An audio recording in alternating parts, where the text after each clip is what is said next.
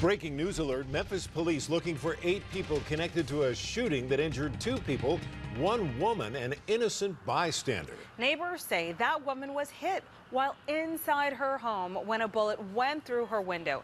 Tiffany Neely is on the scene gathering information. We will check in with her in just minutes.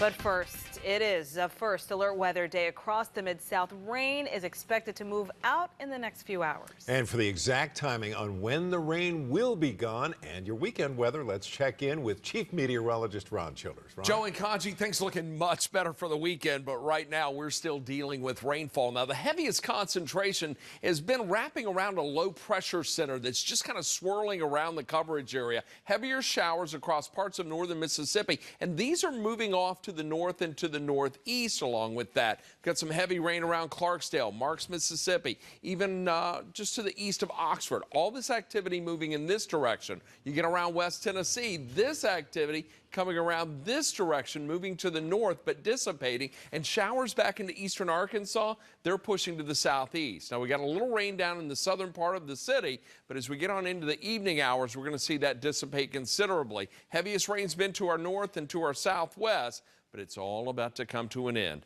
I'll tell you what you can expect for tonight and your weekend just ahead. My first alert forecast.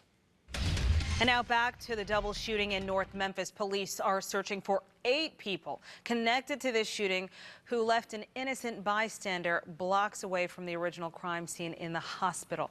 Tiffany Neely joins us live with details on the evidence left behind. Tiffany. Well, we've learned from police the men responsible for this shooting are still on the run. And as you can see behind me, this is still a very active scene here on Annie Street. Now, this is near Bellevue and Valentine. We've actually seen investigators searching alleyways near here for bullet casings. After the shooting, they tell us it put 2 people in the hospital.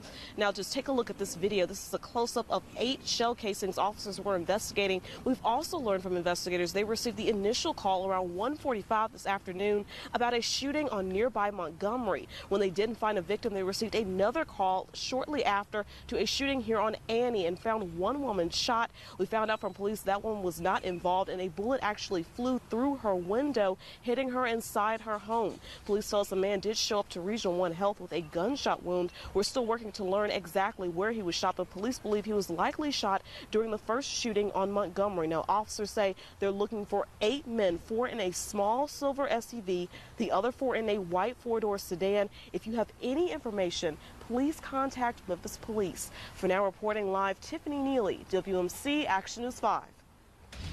Breaking news alert, FedEx has been hit by a worldwide cyber attack. The same attack is thought to have hit hospitals and other companies in some 74 countries.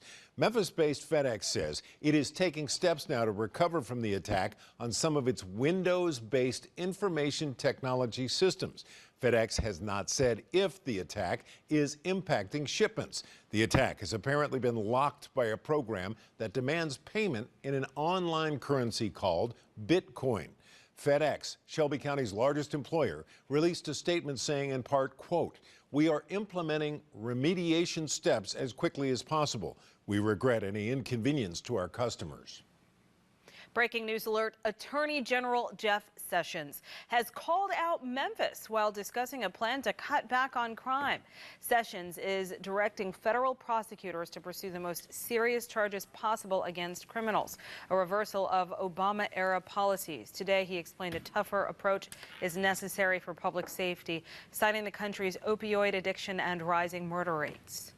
The murder rate has surged 10% nationwide, the largest increase in murder since 1968. He mentioned Memphis among other cities in his statement. Sessions said drugs and violence go hand in hand. His memo tells prosecutors to charge steeper crimes that could trigger long mandatory minimum prison sentences. Tonight at 6, Sasha Jones asks local activists if the tougher penalties will be helpful or hurtful for Memphis. Breaking news alert, 2 men have been charged in a 2-day prostitution sting in Dyersburg. These are those 2 men. 10 other men were cited in the sting conducted by the TBI, Dyersburg Police, and Homeland Security. The sting focused on identifying potential victims of human trafficking and those attempting to purchase illicit sex. Over the 2-day period, undercover agents posted 3 ads online each day. In the midst of a funding crisis, one of Memphis's state-run schools became host to the governor, Bill Haslam, today. He was in town to tour an achievement school and shared his optimism for the future of the program despite some recent news. WMC Action News 5's Jessica Holly was there as the governor toured the school this morning. Despite recent cuts at ASD schools and low achievement, today during Governor Haslam's visit to Aspire Coleman Elementary, he still sees that there is hope for success for the ASD program. At its creation 6 years ago from a federal grant, a goal was set to take the schools in the bottom 5% of performance and turn them around to the top 25%. This all to be done in 5 years. Many of those schools are located in Fraser.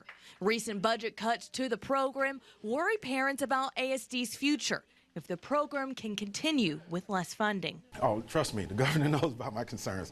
Governor Bill Haslam's visit Friday was to ensure policies made in Nashville are truly helping. I think the ASD has a really critical role in what we're trying to do overall in education in Tennessee. I'm very glad we have the tool of ASD to help with our priority schools that need this solution. Not all see ASD's current structure as the fix to help the schools falling behind. When we're not getting it right, these babies are growing up, they're not getting a second opportunity at this, and when they get further and further behind. The governor says changes to the ASD program won't alter the state's promise to improve the schools. We knew the world was going to change when Race to the Top funding ran out. I think this is, again, part of the one of the steps that puts us on the path that here's how this will work. I don't think it means, let me say this, it does not mean a lack of commitment from the state. Jessica Holly, WMC Action News 5. Breaking news update, a man has been charged in the death of a pregnant woman found dead near a burned car in DeSoto County. LaShonda Otis was found dead more than a week ago on Graves Road. You might recall Otis was a mother of 3 and was pregnant when she was killed. Mario Dansbury is charged with capital murder. In Shelby County, Dansbury has been arrested on multiple theft charges. Janice Broach spoke with Otis's family. Hear what they say about this arrest tonight at 10. Tad Cummins, the man charged in the kidnapping of 15-year-old Elizabeth Thomas of Middle Tennessee, will stay in jail until his trial. We have just learned his case is handed over to a grand jury. Tad Cummins, right here, is facing charges for transporting a minor across state lines to engage in criminal sexual conduct. If convicted, he would have to serve at least 10 years behind bars. A grand jury will now decide whether or not to return an indictment within the next few weeks. 2 Soulfish employees robbed at gunpoint in an alley behind the popular restaurant. Now Memphis police are looking for the person responsible. WMC Action News 5's Jerry Askin joins us live with 2 details that could help police catch this suspect. Jerry? That's right, Joe. Nearby video and what the suspect had on may help police track down the man responsible. Now, I'm finding out what's being done after a carjacking and now a robbery all happening in Cooper Young this week. Friday, we saw police cars riding up and down Cooper Street. One day after police say 2 employees here at Soulfish were robbed at gunpoint outside after getting off work. Did hear about a robbery over here. Mac Polk says he eats here all the time and usually feels safe. Police say both employees were standing outside by this dumpster when a man wearing a black hoodie and a red mask approached them pointing a gun. One man ran off after his coworker was hit by the gun. The suspect then ran away. Leave work and come outside and get robbed. No one needs to have to go through that. This comes days after police say 2 women were carjacked leaving a Cooper Young bar. iCrime tracked the area and found in the past month, police have been called out 141 times in a 1-mile radius, which includes parts of Orange Mound and parts of South Memphis, mostly for car break-ins and simple assaults. Smile, you're on camera. Jason Whitworth volunteers for the Cooper Young Neighborhood Watch. He said they've already put up 48 cameras in the area and they're adding even more. If you come into Cooper Young to do bad things, we're going to take your picture. And Soulfish Cafe outside has video cameras that may help police track down the person responsible. Today, Soulfish had no comment. Meantime, no one is behind bars if you know anything called Memphis Police. Reporting live, Jerry Askin, WMC Action News 5. Flags have been ordered to fly at half-staff across Arkansas to honor a Yell County deputy killed in the line of duty. Lieutenant Kevin Mainhart retired from the West Memphis Police Department after 20 years of service and then became the deputy in Yell County. Family says Mainhart comes from a long line of officers, and his life was taken doing what he set out to do every day, protect and serve. And Kevin was a good person. He was a kind-hearted person. He was a religious person. Him and his brother Keith was in church a lot. They played music in church. Mainhart was killed after a traffic stop led to a standoff. 2 other women were killed at a nearby home. 32-year-old James Bowden is now in custody for the killings. A blues legend was honored today in downtown Memphis. A statue of Bobby Blue Bland was dedicated at South Main and the Reverend Dr. Martin Luther King Avenue. And there it is right there. The 83-year-old who died a couple of years ago is a founding member of the Beale Streeters, a group that included blues legend B.B. King. Bland is a member of the Blues Hall of Fame, the Rock and Roll Hall of Fame, and received the Grammy Lifetime Achievement Award back in 1997. He died in 2013 due to complications from an ongoing illness. Bobby Blue Bland of Memphis, Tennessee, one of our city's greatest. This weekend, you can fill the bag to help stamp out hunger across the Mid-South. Tomorrow, postal carriers will collect non-perishable food items for their Fill the Bag drive. Every day, more than 10 million adults struggle with hunger because they don't have money or can't get to the grocery store. You can leave donations by your mailbox in the brown bag left behind by postal carriers to be donated to local food banks. They will be picked up tomorrow during your usual delivery, and it will be dry outside for that. It will be dry indeed. Look at this. They're already setting up for the Memphis in May World Championship Barbecue Cooking Contest. We'll look ahead to the weather for that big festival, and we'll look ahead to your next First Alert weather day. That's in my First Alert forecast just ahead. Targeting tweets. I don't think that's not a threat. He's simply stated a fact. The tweet speaks for itself. I'm moving on. Who President Trump is going after in his latest social media post. An inspiring production. He always wanted the best and only wanted to showcase our children in the best way. How the TV network VH1 helped a Mid-South school keep their music teacher's memory alive. And all new at 6, a Mid-South valedictorian gets offers from 4 Ivy League colleges. I was only expecting maybe one school to take me. His teacher explains what it took beyond brains.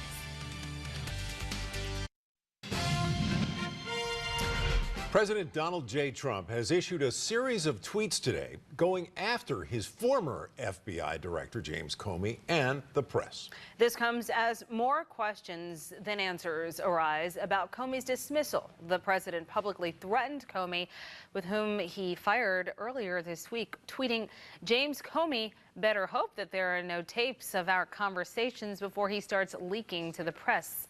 Exclamation point, warning Comey to stay silent, it appears. I don't think that's not a threat. He's simply stated a fact. The tweet speaks for itself. I'm moving on. Today's tweet is also raising red flags as to whether or not President Trump is secretly recording conversations, drawing parallels to President Nixon. Sean Spicer, the White House press secretary, says that he is not aware of any recorded conversations. With the help of the television network VH1, students at one Mid-South school were able to honor their music teacher who was killed during a home invasion. Jerica Phillips explains why tonight's production of The Wiz has a bigger meaning. The tremendous talent here at Bell Forest Community School brought out VH1's Save the Music Foundation, and a special performance honored a beloved teacher. Easing on down the road, these students have the heart, brain, and courage it takes to perform the Broadway classic, The Wiz. VH1's Save the Music Foundation recognized their talent and dedicated this piano to Bell Forest Community School. It's exciting because all these people have came to see you and your friends. It's all part of the foundation's efforts to raise awareness and restore music education in public schools. It's kind of that stamp of approval that there is the recognition that we are doing what is necessary to make the best out of our kids. The new piano is also dedicated in memory of the school's late music teacher, Christopher Waters. Waters was killed in a home invasion in December 2016 before he had the opportunity to see his students perform. But it was kind of cool when I heard that he wanted me to play Dorothy.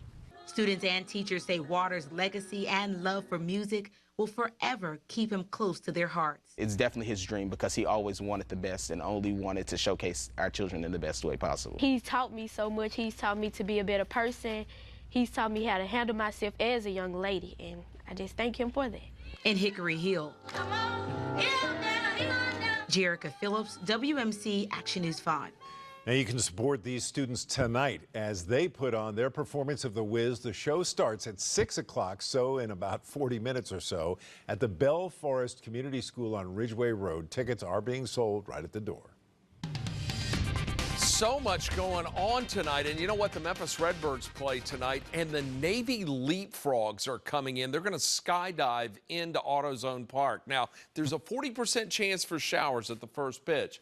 Game may start a little late, but still, I think we're going to have a good game and get to see those Leapfrogs. About a 20% chance for a shower by the 7th inning. By the last pitch, a 10% chance for rain. So our rain chances diminishing as we get into the evening. We have showers in and around the area right now, and it looks like the heaviest concentration, again, is around northern Mississippi. Some heavy downpours around Union and Pontotoc counties, even around Quitman County, from around Sledge to Falcon, Lambert and Marks, even to Clarksdale. And we're finding some lightning in there, too. Just about 15 minutes ago, we were at close to 50 strikes. Now down to 32 strikes. That's an indication that cell is weakening. Light rain back into eastern Arkansas from Poinsett County through Cross, St. Francis down to Lee and Phillips, and some showers along the I-40 corridor south of Brownsville on into Jackson. Temperatures range from 70 in Memphis, Covington, and even in Holly Springs, to 70 in Corinth and 70 in Forest City as well. Now, let's take a look at the high-resolution futurecast. From now until 8, heavier rain starts to push to the east. We get to around 10 o'clock.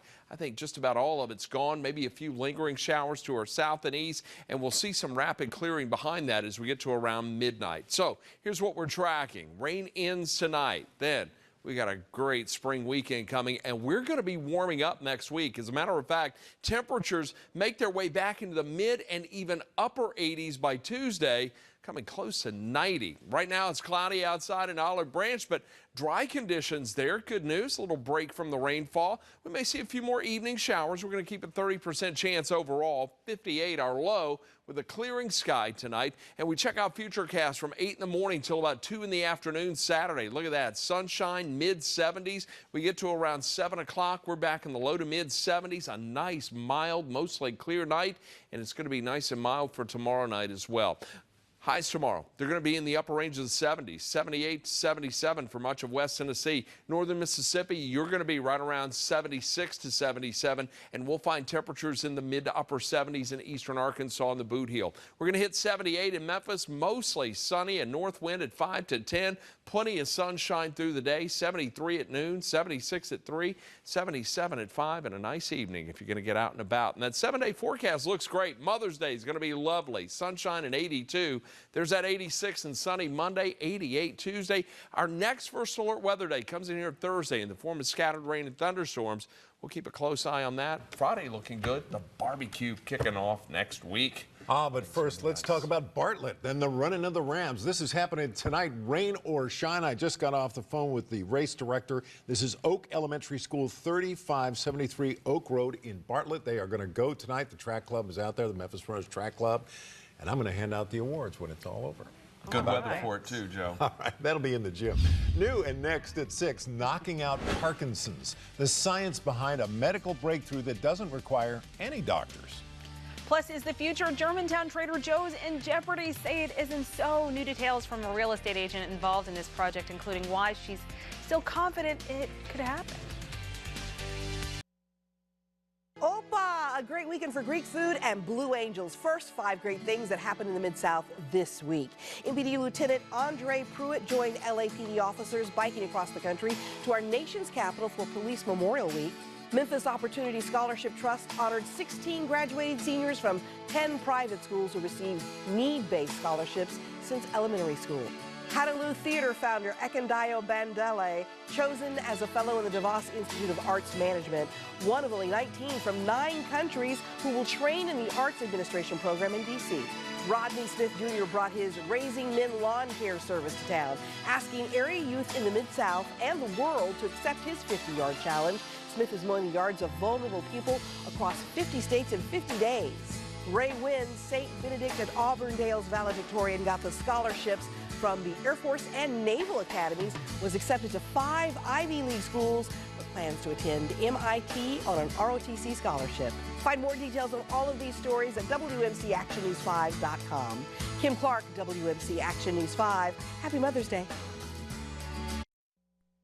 So we might see some rain during the dinner time. Yeah, during your dinner break. Well, we get a dinner break. You're at dinner already, aren't you? There's some scattered showers around the area, primarily northern Mississippi. They're ending tonight. I'll tell you more about that at 6. Coming up tonight at 6 o'clock, the Attorney General of the United States, Jeff Sessions, mentioned Memphis today and talked about tougher sentencing because of rising crime. That story at 6. With the WMC Action News 5 mobile app, you'll be the first